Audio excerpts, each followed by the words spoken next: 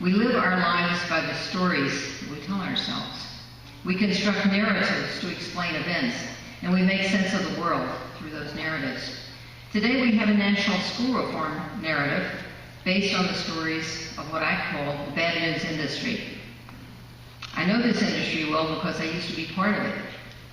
I too scrutinized every set of test scores, every indicator, the latest SAT scores, the latest ACT scores, every new study to explain how terrible our schools were. I was part of that large chorus who warned the sky was falling. Oh, it's been falling since 1983 at least, when we learned that the nation was at risk because of a rising tide of mediocrity. And today the bad news chorus is louder than ever. The bad news industry is very loud and it's very powerful. But I'm here to argue that they're wrong and to explain why I am not singing with them anymore. There is a crisis in American education today, and it's caused by the misguided policies of the bad news industry. They've taken control and now they call themselves reformers. Their story is wrecking American public education as never before in our history. These so-called reformers believe that a coordinated strategy of testing, accountability, and choice is the best way to fix the schools. A good school, they believe, has high test scores, and a school with low scores is a failing school. And the difference between them, say the reformers, is teacher quality. The failing schools had bad teachers, so the way to fix them is to fire the teachers, close the schools, and open new schools. So I call these reformers corporate reformers because they want the schools to operate along the lines of the free market. They want parents to be consumers making choices, children to be products shaped by the demands of the schools. Test scores are the profits and the losses that determine the condition of the business. Teachers are the employees who have no rights, no job security, no seniority. They get a bonus if they get higher scores, or they get fired if they get low scores, or for any reason at all for that matter, since they have no job protections. The reformers want to transform public education as we know it. They want to change it from a community institution with doors open to all, serving democratic purposes, into a privately managed, deregulated, private sector activity funded with government dollars, whose primary goal is the production of higher test scores.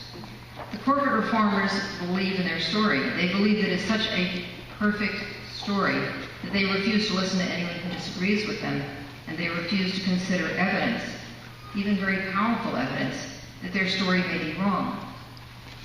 In fact, the more their story fails, the more it is discredited by research, the more it is discredited by experience, the more determined the reformers become to press ahead with their reforms. After I served in the first Bush administration, I was an active participant in two very prominent conservative think tanks. And for a decade, I supported these free market reforms. But then I realized that the free market strategies were not working, and that the claims made for testing and accountability and choice were not panning out, and that the evidence was weak and getting weaker, and I stopped believing. And once I stopped believing, it didn't make sense anymore. I got off the train as it left the station. That train, it now turns out, has become bipartisan. It's very well funded indeed. On board the train are a very wealthy and powerful alliance of Republicans, Democrats, big foundations, think tanks supported by the big foundations, major editorial boards who get their information from the think tanks supported by the big foundations, and Wall Street hedge fund managers. The Wall Street hedge fund managers are led by a group called Democrats for Educational Reform, and they spend millions of dollars to influence national, state, and local political campaigns far from Wall Street. At the moment, they're investing very heavily in the Denver local school board election to make sure that the corporate reform movement remains intact there. What this alliance supports is, no surprise, testing, accountability, choice, charters, sometimes vouchers.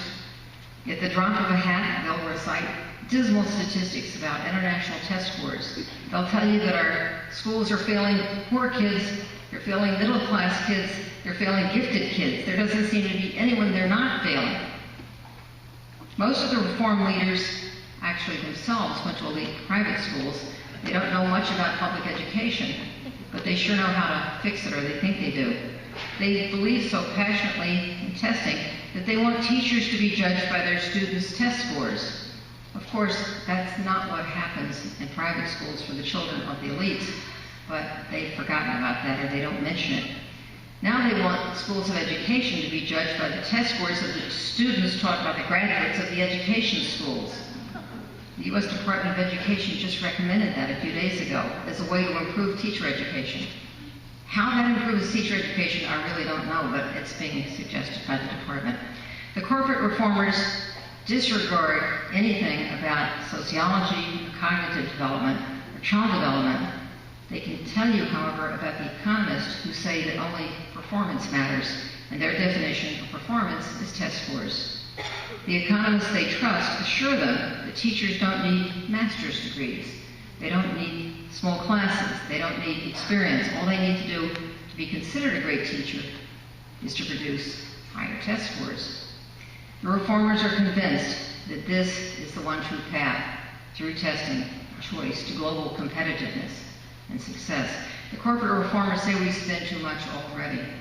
They believe the teacher is solely responsible for whether the scores go up or down. They don't care about class size. They believe that we'll reach world-class achievement by closing low-performing schools, firing teachers and principals, and ruthlessly weeding out those teachers who fail to get the higher scores. So tonight I'm going to explain why this narrative is false and to warn you that these policies are very dangerous to the future of public education.